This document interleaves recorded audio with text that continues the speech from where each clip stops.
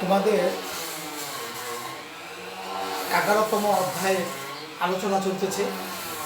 তোমাদের রসায়ন বিজ্ঞানের 11তম অধ্যায়টা সর্বশেষ অধ্যায়। এই অধ্যায়টার প্রথম আলোচনা ছিল পেট্রোলিয়াম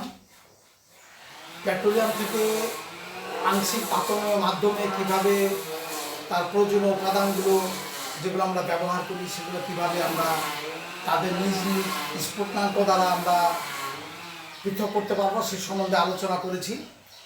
আজকে আলোচনা করব হাইড্রোকার্বন। কথার মধ্যেই বোঝা যাচ্ছে এখানে হাইড্রোজেন এবং কার্বন মিলে যে যৌগগুলো সেগুলো হলো হাইড্রোকার্বন, এবং আমাদের জৈব পদার্থগুলো সম্পূর্ণ প্রায়গুলো হাইড্রোকার্বন। ওষুধ শিল্প হাইড্রোকার্বন, আমরা ম্যাক্সিমামগুলো, তারপরে আমরা যে খাদ্যদ্রব্যগুলো খাই হাইড্রোকার্বন, আমরা যে ব্যবহার্য জিনিসগুলো চেয়ার টেবিল ইত্যাদি আমরা ব্যবহার করি সেগুলো হাইড্রোকার্বন অন্তর্ভুক্ত। তো যাই হোক, এগুলোর মধ্যে অনেক ক্লাসিফিকেশন আছে। তো আমরা এক কথায় বলবো হাইড্রোজেন এবং কার্বন মিলে যে যৌগগুলো সেগুলো হাইড্রোকার্বন। তাহলে হাইড্রোজেন আর কার্বন মিলে যে খালি যৌগ হবে, এর মধ্যে কতগুলো সাহায্যকারী মৌল থাকতে পারে, সেগুলো থাকতে পারে সালফার, অক্সিজেন, নাইট্রোজেন, হ্যালোজেন ইত্যাদি। এগুলো তাদের সাহায্যকারী মৌল। তাছাড়া ধাতব পদার্থও থাকতে পারে। মূলত হাইড্রোজেন কার্বন মিলে যে যৌগগুলো সেগুলোকে হাইড্রোকার্বন বা জৈব যৌগ বলা হয়। এদের উৎস কি? এদের উৎস হলো প্রাণী এবং উদ্ভিদ এদের উৎস। এবং এই হাইড্রোকার্বনের মধ্যে এই যে কার্বন মৌলটা, এটা বিরাট ভূমিকা পালন করে। এবং এই কার্বনের তোমরা বড় ক্লাসে উঠলে জানতে পারবে কার্বনের সংকরণ, হাইব্রিডাইজেশন, sp3 sp2 ইত্যাদি ইত্যাদি সংকরণগুলো তোমরা জানতে পারবে। কার্বন অধিক সংখ্যক যৌগ গঠন করতে পারে। এবং কেমিস্ট্রির একটা ব্রাঞ্চ, সেটা হচ্ছে অর্গানিক কেমিস্ট্রি। এই অর্গানিক কেমিস্ট্রির মূল হলো সে কার্বনের কেমিস্ট্রিও বলা যেতে পারে। তা যাই হোক, সে আলোচনার দিকে যাব না, তোমরা বড় হলে এগুলো সম্বন্ধে আরও বিস্তারিত জানবে। তো আমরা সর্বপ্রথমে যে মৌলটা কার্বন, সেটা সম্বন্ধে না জানলে হাইড্রোকার্বন সম্বন্ধে আমাদের জানাটা অসম্পূর্ণ থেকে যাবে। তা কার্বন মূলত বোঝাচ্ছে এটা 14 নম্বর পর্যায়ের গ্রুপের মৌল। এখানে আছে কার্বন, সিলিকন, তারপরে জার্মেনিয়াম, তারপর আছে SN এবং PB। এদের সবার জারণ সংখ্যা 24 এবং 24 ইত্যাদিও 24। এদের জারণ সংখ্যা যথাক্রমে 2 এবং 4। এবং এই মৌলগুলো আমরা যদি দেখি, উপরের মৌলটা কার্বন, এটা অধাতু, ক্রমান্বয়ে এটা আবার ধাতুর প্রকৃতি, এটা আবার ধাতব প্রকৃতি।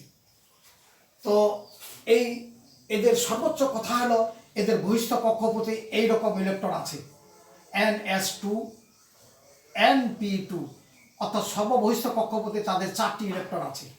এই 4টি ইলেকট্রনকে বলা হয় যোজ্যতা ইলেকট্রন। এরও চারটি, অর্থাৎ এই গ্রুপের মৌলগুলো কার্বন, সিলিকন, জার্মেনিয়াম, টিন এবং লেড। এই হলো 14 নম্বর গ্রুপের মৌল। এদের বৈশিষ্ট্যগুলো হচ্ছে এই রকম, যেমন কার্বন এর বহিস্থ কক্ষপথে আমি বেশি বিস্তারিত আলোচনায় যাব না, কারণ তোমাদের বিস্তারিত আলোচনা তোমাদের এই পর্যায়ে তোমরা বুঝতে পারবে না। আমি শুধু যতটুকু হাইড্রোকার্বন তোমরা এই পর্যায়ে ধরে রাখতে পারবে, বুঝতে পারবে, সে সম্পর্কে আলোচনা করব। তাহলে এই কার্বন নিয়ে আলোচনা করি। এর বহিস্থ কক্ষপথে 4টা ইলেকট্রন, এটা হলো চতুর্যোজী।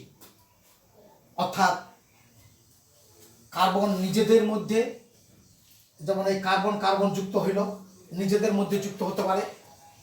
যেমন 2টা কার্বন নিয়ে এক জায়গায় থাকতে পারে, 3টা কার্বন নিয়েও থাকতে পারে। আবার এই 4টা কার্বন নিয়েও এক জায়গায় থাকতে পারে। অর্থাৎ কার্বন নিজেদের মধ্যে এবং অন্যান্য মৌলের মধ্যে তারা লম্বা, বৃত্ত, উপবৃত্ত ইত্যাদিভাবে যৌগ গঠন করতে পারে। তো এই হাইড্রোকার্বনগুলো মূলত আমরা দুই প্রকারের বলি, অ্যালিফেটিক এবং অ্যারোমেটিক। তো এই কার্বন যে যৌগ গঠন করে, এখানে এই হাইড্রোজেন চারটা ইলেকট্রন নিয়ে আসলো, শেয়ার করলো, তাহলে এগুলো সবই সমযোজী। এখানেও তাই এরা যুক্ত হইল। আবার এদের মধ্যে তিনটা ফাঁকা থাকলো, তিনটা হাইড্রোজেন নিল, এই যে তিনটা হাইড্রোজেন নিচ্ছে, তার মানে এই কার্বনও চারটা ইলেকট্রন ব্যবহার করলো, এও চারটা ইলেকট্রন ব্যবহার করলো, এও চারটা ইলেকট্রন ব্যবহার করলো, সমযোজী হইল। এখানে হাইড্রোজেন ছাড়া ক্লোরিন, ব্রোমিন, আয়োডিন, অন্যান্য সাহায্য করে মৌল থাকতে পারে। সেটা তোমাদের এক কথায় বললাম যে কেমিস্ট্রি, কার্বনের chemistry, organic chemistry of carbon, মানে এই পৃথিবীতে লক্ষ লক্ষ যৌগ কার্বনের আছে। তোমরা বড় ক্লাসে হলে এগুলো জানতে পারবে। আজকে শুধু হাইড্রোকার্বন এই সম্পর্কে শুধু আলোচনা করব।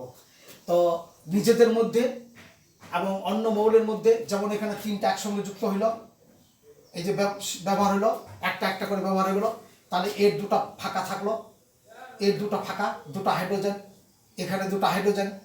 অনুরূপভাবে নিজেদের মধ্যে এরা যুক্ত হইল, একটা করে ইলেকট্রন তারা ব্যবহার করলো সবাই, প্রত্যেকটা কার্বন এখানে একটি করে ইলেকট্রন ব্যবহার করলো, এর দুটো থাকে গেল, দুটো হাইড্রোজেনের সঙ্গে ব্যবহার হলো, এই দুটো হাইড্রোজেন নিল, এভাবে দুটো নিল, এইভাবে যদি এইরকম যদি হয়, এখানে দুটো ব্যবহার করলো, এখন একটা ফাঁকা থাকলো, এখানে একটা এর সঙ্গে ব্যবহার হলো, এর দুটো ব্যবহার, এর সঙ্গে একটা ব্যবহার, এখানে একটা ব্যবহার, এরকম হতে পারে। আবার যদি এটা এরকম হয়, এটা এরকম হতে পারে, এই দুটো ব্যবহার নিজেরাই করলো, এখানে একটা থাকে গেল, এখানে এর ব্যবহার করলো, এখানে একটা, অর্থাৎ 1 2 3 4, 1 2 3 4, এখানে দুটো ব্যবহার করলো, এখানে এদের মধ্যে এখানে দুটো ব্যবহার করলো, এবং এরা একটাকে ব্যবহার হলো, এরকম হতে পারে। তাছাড়াও এইরকম হতে পারে, এইরকম ছয়টা কার্বন নিজেদের মধ্যে এরকম যুক্ত হতে পারে, এইভাবে যুক্ত হতে পারে। এই দুটো, এখানে দুটো ব্যবহার বাকি থাকলো, এখানে দুটো ব্যবহার, ইত্যাদি। আবার এটা এরকম হতে পারে,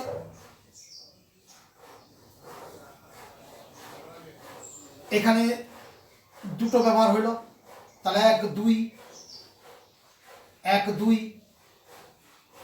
2 3, এখানে একটা ব্যবহার হলো, 1 2 3, এখানে একটা ব্যবহার হলো, 1 2, এখানে বাদ দিয়ে এখানে দ্বিবন্ধন হইল, এখানে হলো 1 2 3, এখানে একটা চাপ, 1 2 3, এখানে একটা চাপ, এখানে এটা বাদ দিয়ে এখানে দ্বিবন্ধন হইল, এখানে একটা হাইড্রোজেন, এখানে একটা হাইড্রোজেন, এরকম হতে পারে। আবার এটা এরকম হতে পারে, এইরকম হতে পারে। এটা একটা বক্স,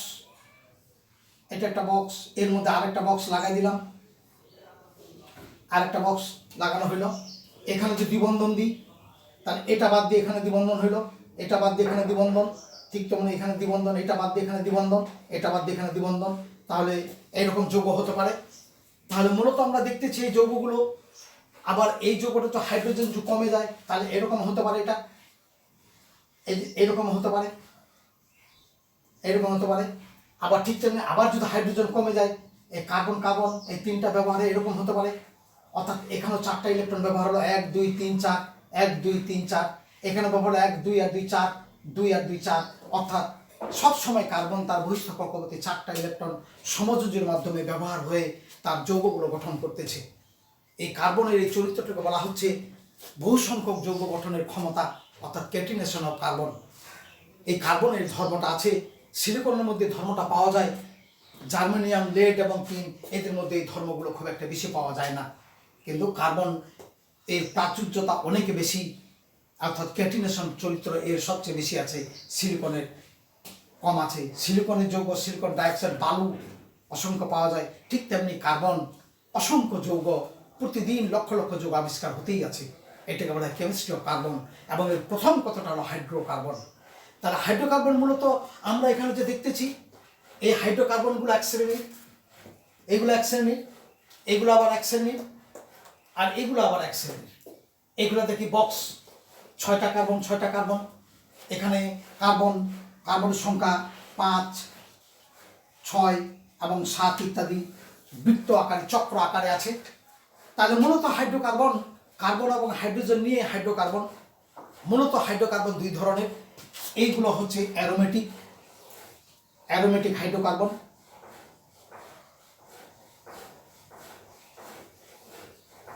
অ্যারোমেটিক, যেমন অ্যারোমেটিক এটা হলো বেনজিন,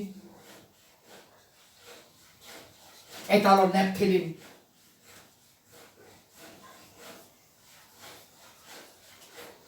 ন্যাপথেলিন, বেনজিন ও ন্যাপথেলিন।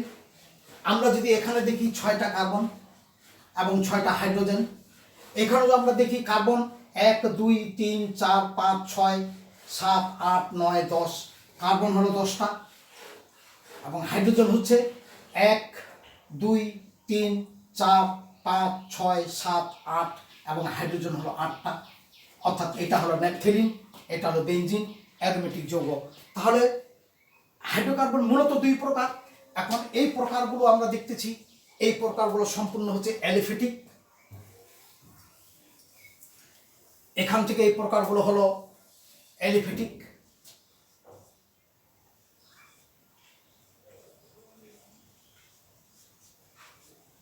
অ্যালিফেটিক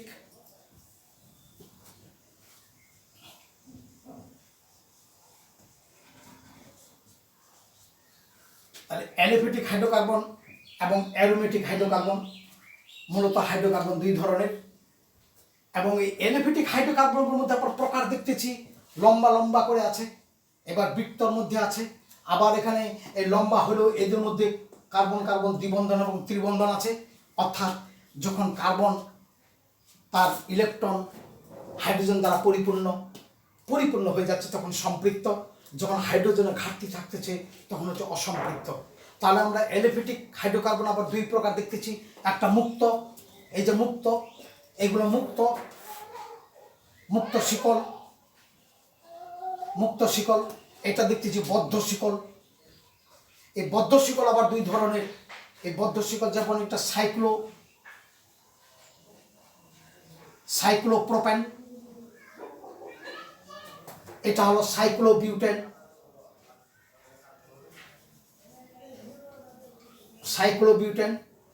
ঠিক তেমনি এটা হলো মিথেন, এটা হলো ইথেন।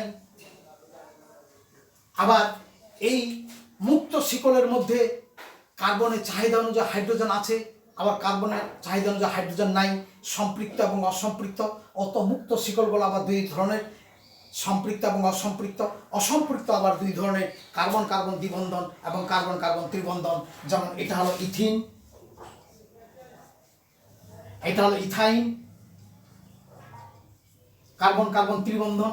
ঠিক তেমনি বদ্ধ শিকলগুলো আবার দুই প্রকারের, যেমন এটা হলো সাইক্লোপ্রোপেন, সাইক্লোবিউটেন, আবার এটা সাইক্লোপ্রোপিন, এটা হলো সাইক্লোবিউটিন।